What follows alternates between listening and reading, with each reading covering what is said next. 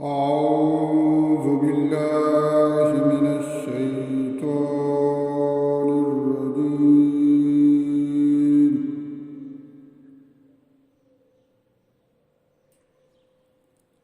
بسم الله الرحمن الرحيم.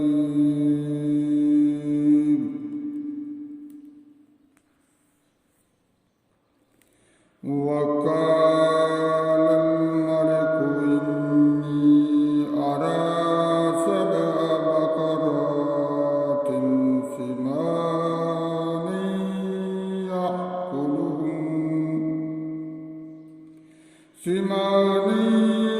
يأكلهن سبع عجاف وسبع سنبلات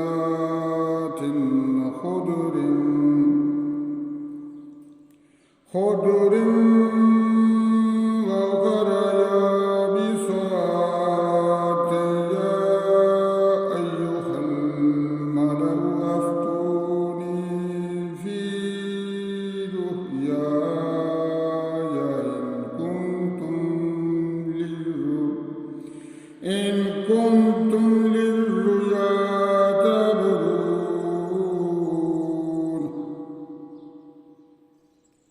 قالوا أضغاث أحلام وما نحن بتأويل الأحلام بعالمين.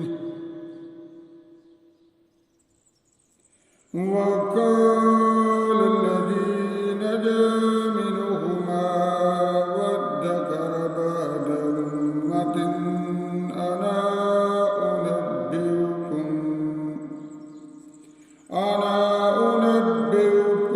بتأويله فأرسلون.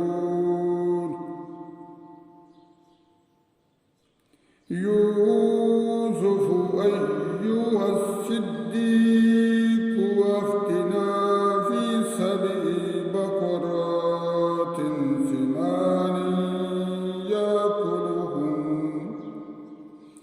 سمان يأكلهن سبع عجاف وسبع سنبلات خضر وأخر يابسات لعلي أرجع إلى الناس لعلهم يعلمون.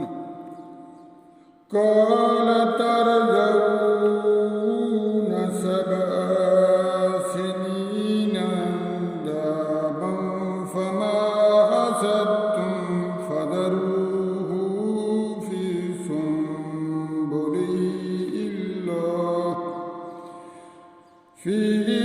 سنبله إلا قليلا مما تأكلون.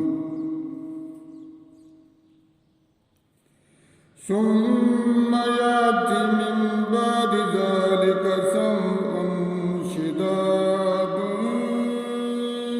يأكلن ما قدمتم لهن إلا قليلا مما تحسنون. ثم يأتي من بعد ذلك عام فيه يغاث الناس وفيه يعصرون. صدق الله.